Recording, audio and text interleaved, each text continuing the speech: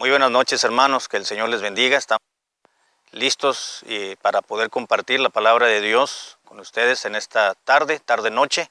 Buenas noches, hermanos, el Señor les bendiga. Bienvenidos sean a la meditación de la noche en esta ocasión. Gracias a Dios nos permite estar aquí en la intemperie, una vez más, disfrutando lo que Dios nos ha concedido. Voy a invitarle que me acompañe, por favor, en la lectura de un versículo bíblico donde vamos a meditar en esta oportunidad. Y en esta ocasión será el Salmo número 95. Voy a leer la tercera parte del versículo 7 y parte del 8. Salmos 95, 7 y 8 dice la palabra de Dios así: Si oyereis hoy su voz, no endurezcáis vuestro corazón como en Meriba, como en el día de Masá en el desierto. Bien. Bien, vamos a orar, hermanos, por favor. Padre, gracias por darnos tu bendición y tu presencia en este día. Gracias también por permitirnos tener nuestro entendimiento presto para escuchar de tu palabra. Te ruego que bendigas los siguientes minutos en el nombre de Cristo. Amén. Hay algo muy interesante, hermanos, en este versículo que se acaba de leer. Y es que dice que no debía el pueblo de Dios endurecer su corazón. Literalmente dice: si oyereis hoy su voz, no endurezcas tu corazón.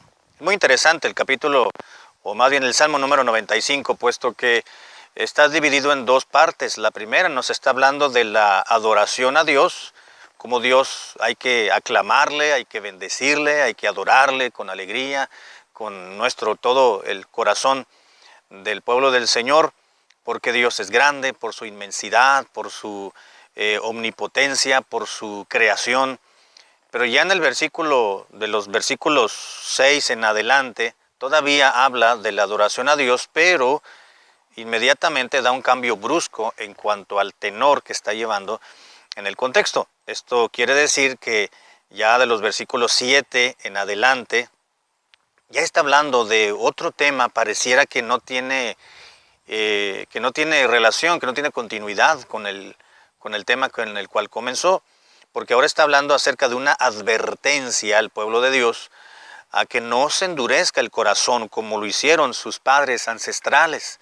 Ya lo leímos, el mismo versículo 7, al principio todavía está hablando y dice: porque Dios es bueno, porque Él es nuestro Dios y nosotros somos pueblo de su prado y ovejas de su mano. Y luego continúa en el mismo versículo 7, da ese cambio drástico respecto al tema y dice: si oyereis hoy su voz, pues entonces no endurezcas tu ser como lo hicieron tus antepasados. Quiero que meditemos, hermanos, acerca de este tema de endurecer el corazón. Aquí el salmista, que no sabemos exactamente con precisión porque el Salmo no nos lo indica, pero el escritor de Hebreos en el capítulo 4 nos dice que es un salmo de David. Así que, como quiera que sea, dice el escritor sagrado, o a través el Espíritu Santo, a través del escritor humano, nos está diciendo que no, el pueblo de Dios no debería de haber, o no debe de endurecer su corazón, su esencia, su ser entero.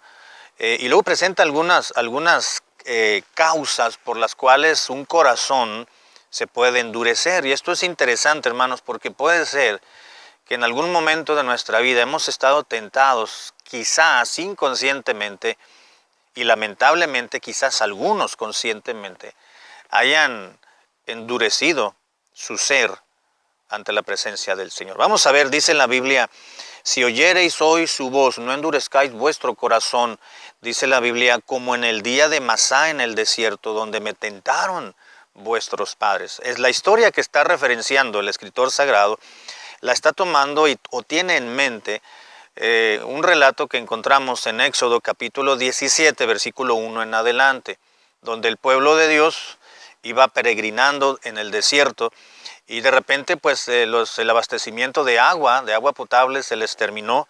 Ya tenían necesidad de beber agua, querían hidratarse, querían refrescarse, y ya no tenían lo suficiente para continuar. Así que fueron con Moisés y les dijeron, Moisés, pues que Dios fue el que nos sacó y pues ahora que ya nos tenemos necesidad, pues avísale a Dios que ya tenemos necesidad de agua, de líquido vital, así que a ver cómo le haces.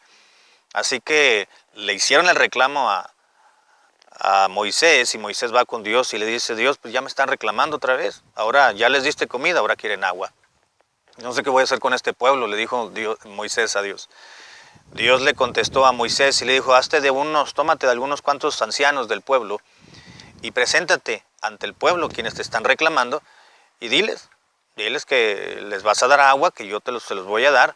Toma la vara con la cual golpeaste el mar que se dividió, y ahora la indicación claramente fue de Dios a Moisés que golpeara la roca y entonces les daría agua. En otra ocasión Dios le dijo a Moisés, háblale a la roca, y fue cuando causó un gran revuelo, razón por la cual Moisés ya no pudo entrar a la tierra prometida, conocemos la historia. Así que Moisés hizo lo que Dios precisamente le dio instrucciones, y entonces Dios les dio agua al pueblo. Golpeó la piedra, la roca, y entonces Dios les dotó y les abasteció de agua para los siguientes días, siguientes semanas y siguientes meses. Así que vieron la mano benevolente y la mano milagrosa también de parte de Dios.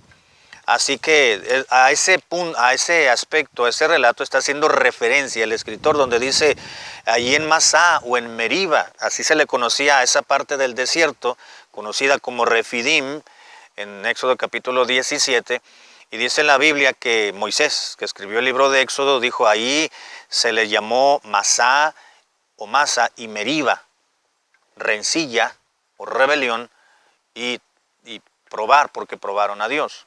Y el pueblo se rebeló en contra de Dios. Y aquí en Salmos dice el salmista, no endurezcan su corazón como lo hicieron sus padres, y no se refiere en línea directa, se está refiriendo a sus ancestros, a su descendencia directa, pero ascendencia quiero decir, no descendencia, su ascendencia. Habían pasado ya algunos años, varias décadas, muchas décadas, así que pues el pueblo el salmista estaba recordando aquella situación que hizo entristecer y enojarse a Dios, porque al final del salmo dice, Dios juró en su furor, Dios se molestó, Dios se llenó de ira y en su furor decidió que no entrarían en su reposo. Vamos a verlo más adelantito, pero vamos a ver las causas del endurecimiento del corazón del pueblo de Dios.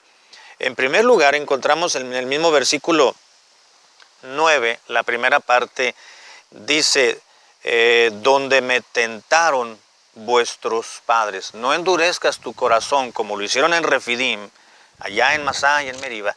Dice, así como lo hicieron tus padres, tentándome, dudando de mi palabra, de mi persona, de mi naturaleza. ¿Qué es lo que produce un corazón endurecido? Tentar a Dios. ¿Por qué un corazón se endurece de un hijo de Dios? Porque consciente e inconscientemente puede tentar a Dios. La palabra tentar aquí significa probar o ser provocado.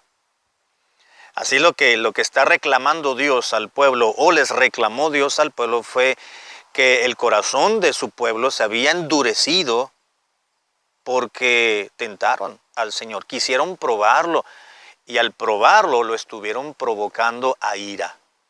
Ahora, antes de pasar adelante, debemos de entender qué significa endurecimiento.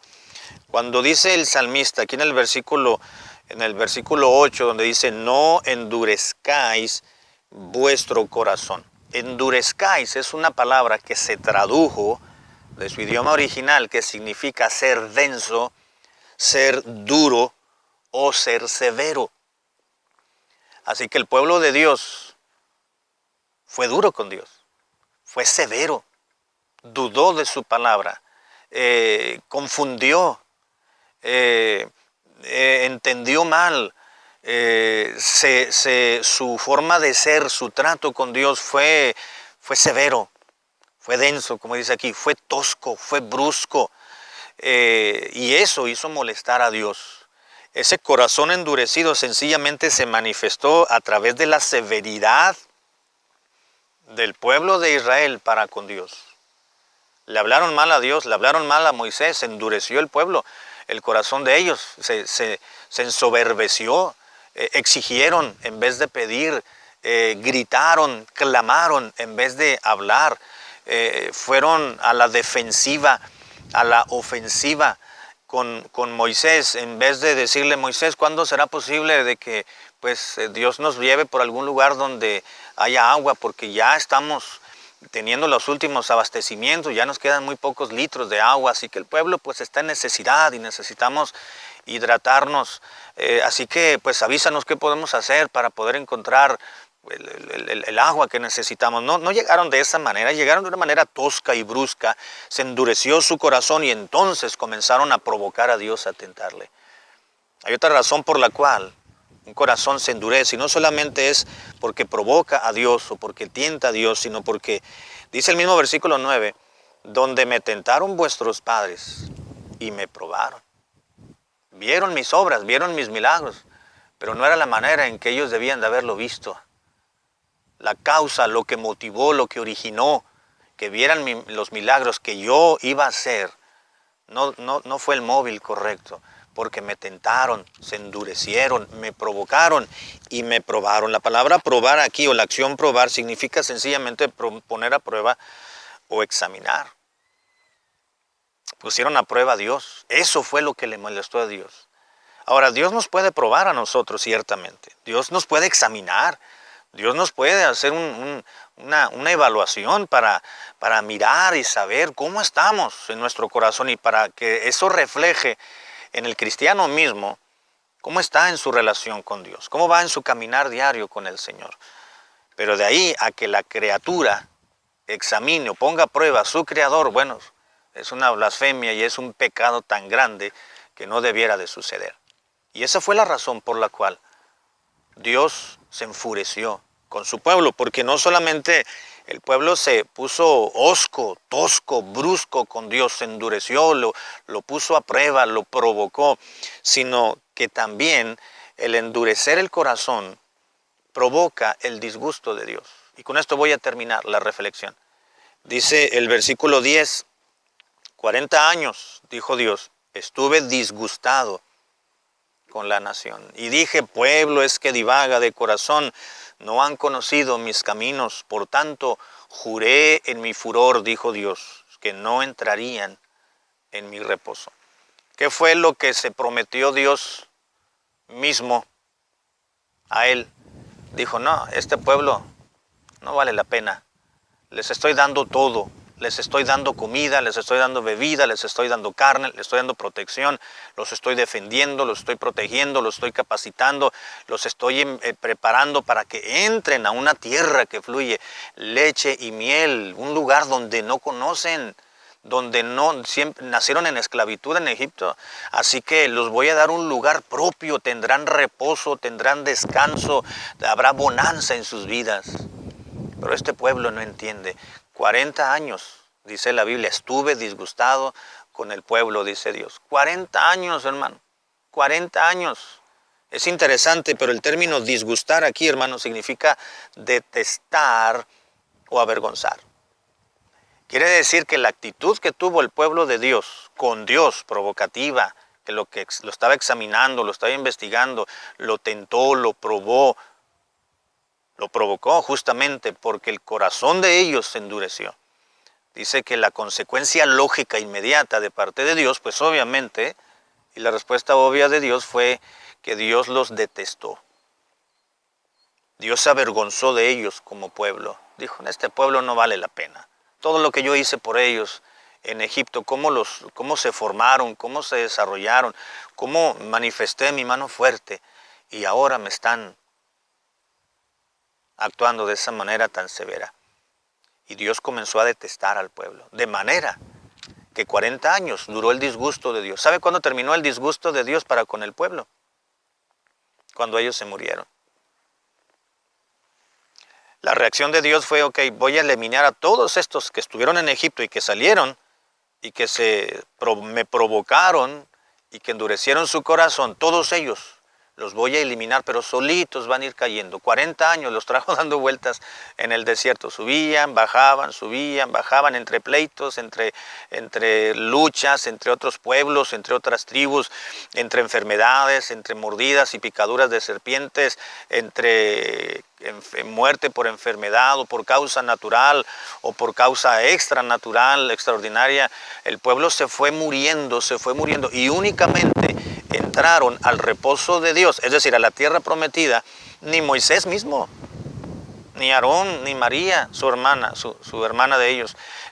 Solamente dice la Biblia, Josué y Caleb, que debieron haber sido unos chamaquitos, unos adolescentes, unos jovencitos cuando salieron de Egipto. De ahí en fuera, de los que habían nacido en Egipto, ni uno entró, porque disgustaron a Dios. Dios los detestó. La idea, hermanos, de la reflexión de esta tarde es no endurezcamos nuestro corazón. ¿Cuántas veces habremos actuado con Dios de una manera tosca o brusca y hemos dudado de sus promesas, hemos dudado de su palabra, hemos puesto en tela de juicio lo que Dios nos ha enseñado a través de la lectura bíblica, a través de una predicación, a través de un estudio bíblico, a través de una meditación, a través de lo que Dios ha querido enseñarnos de experiencias en otras personas para que aprendamos en cabeza ajena y no en propia? Y hemos desechado esas enseñanzas de parte de Dios, la instrucción divina. Consciente e inconscientemente, ¿cuántas veces hemos tratado a Dios de una manera tosca, dudando de la oración, dudando de la esperanza, dudando de la Biblia, dudando de la venida de Cristo, dudando de nuestra propia fe? Que Dios nos libre, hermanos, de que Dios se hastíe de nosotros y viva disgustado, porque Dios puede vivir disgustado toda nuestra vida. Para Dios no hay tiempo. 40 años no fue nada para Dios, porque la Biblia dice que 1000 años para Dios es como el día de ayer que pasó.